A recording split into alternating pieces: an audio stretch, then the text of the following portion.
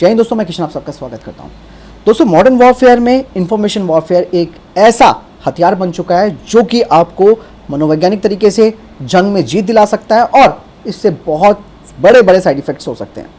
भारत और पाकिस्तान की हाल ही में जंग, जिसे हम सो कॉल जंग कहेंगे, ज़्यादा बड़ी हमारी ये चली भी नहीं, उसमें कैसे आपने देखा होगा कि पाकिस्तान पूरी तरीके से एक्टिवेट था, उसकी ISPR पूरी तरीके से एक्टिवेट थी मिसलीडिंग खबरों को फैलाने को लेकर, और साथ ही साथ उन्होंने जो प्रोपेगेंडा यहाँ पर वॉर चलाया, तो आप उससे ये लगा सकते हैं कि अगर इनकी बातों पर आप विश्वास करें तो भारत में बहुत बड़ी चीज़ें हो जाती, क्योंकि उनका मकसद ही ये था कि भारत की इमेज को ख़राब करना। और इस चीज़ में उसका साथ दिया तुर्की ने दोस्तों, उनकी मीडिया भी दोस्तों अगर आप देखें तो उन्होंने पूरी तरीके से भारत विरोधी अपने जो वीडियोज़ हैं वो डाले हुए हैं। उनके न्यूज़ एंकर चिल्ला कर भारत के ऊपर प्रेशर बनाने की कोशिश कर रहे हैं। और इवन दोस्तों यहाँ पर चाइना ने भी बड़ा रोल निभाया।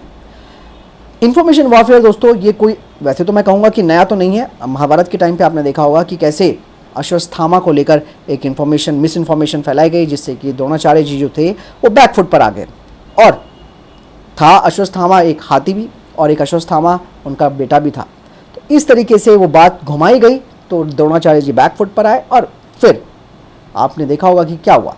तो यही सब चीज़ों का इस्तेमाल, और ये एक ऐसा हथियार, जैसे मैंने आपको बताया कि वाकई में दोस्तों आपके देश के अंदर सिविल वॉर या गृह युद्ध हम कह सकते हैं, या सरकार के खिलाफ एक बड़ी आवाज़ हो सकती है, वो करा सकता है। क्योंकि अगर आप इनकी बातों पर यकीन करें कि भाई भारत के फाइटर जेट्स गिर गए, हमने भारत की एयरफील्ड्स खत्म कर दी, बिना सबूतों के इन्होंने ये काम करके दिखाया।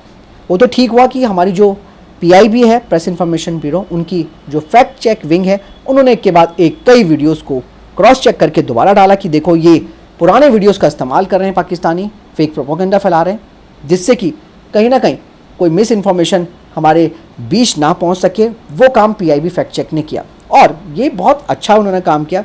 भारत सरकार ने इसमें एक चीज़ और करी, बाकायदा इनके YouTube चैनल्स, इनके ऑन एयर चैनल्स को अपने यहाँ दिखाना बंद कर दिया, ताकि और ज़्यादा भसड़ ना होती।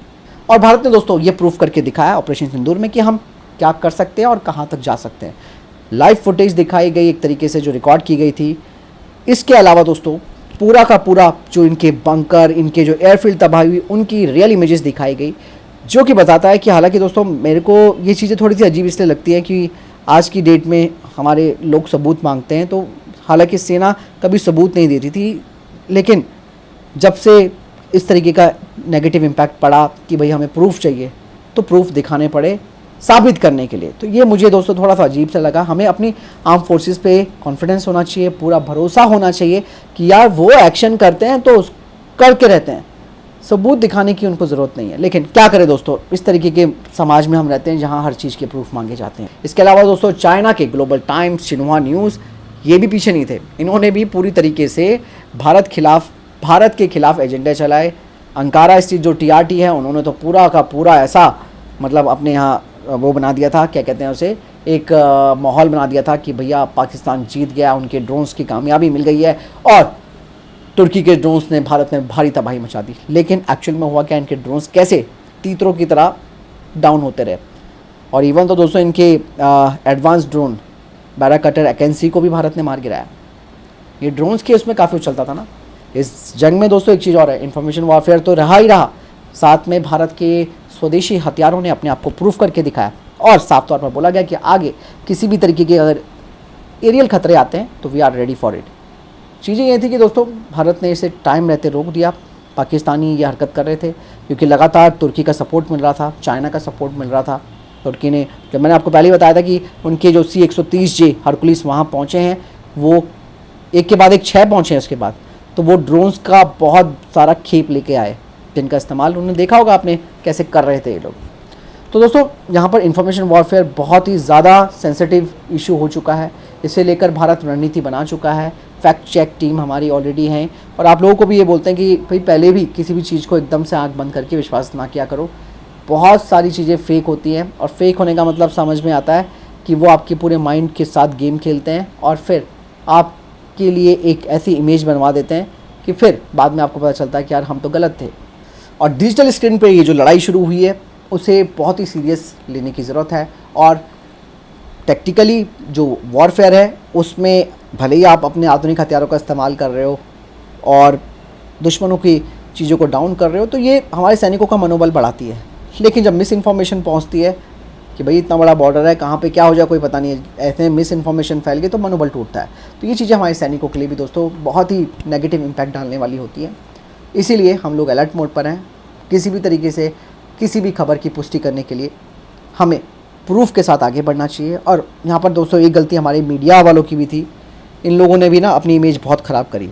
आज ये कह सकते हैं कि इनके ऊपर दुनिया हंस रही है।